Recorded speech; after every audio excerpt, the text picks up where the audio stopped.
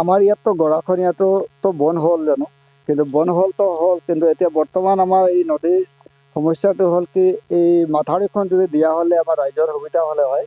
এতিয়া গৰু ছাগলী চব মানুহৰ হেৰি হৈ আছে, মানে পানীত গুচি গৈ আছে। তাৰপিছত এতিয়া এই আপোনাৰ ৰাইজৰ যিবিলাক বস্তু বাহানি এইবিলাকো গৈ আছে, এতিয়া পানীটো বাঢ়ি গৈয়ে আছে।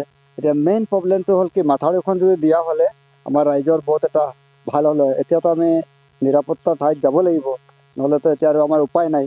প্ৰত্যেক বছৰে বছৰে এই পানীটো আহিয়ে থাকে, মানে এইটো মিছেই নাই, সদায় বছৰে বছৰে আহে।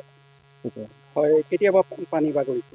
পানীটো আজি যোৱা ৰাতি 3টামান বজাৰ পৰা উঠি দেখিছোঁ পানীয়ে পানী, চাৰিওফালে পানী। এতিয়া আৰু বস্তু বাহিনীবিলাক চব বান্ধা বান্ধি হৈ আছে।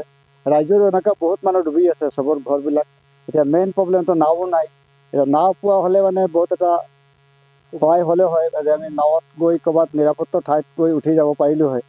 জেগা জেগা সেই পানীটো এই ৰডডুবা, ডিমাফাকিয়াল আৰু বৰফেকিয়াল যিটো ৰোড আছে, তাতো জেগা জেগা পানী পাৰ হৈ গৈ আছে। আৰু এতিয়া বৰ্তমান যেনেকৈ পানী বাঢ়ি আছে, তাৰমানে মানে মানুহ এতিয়া যোৱাটো পাৰ হোৱাটো মুস্কিল হৈ যাব।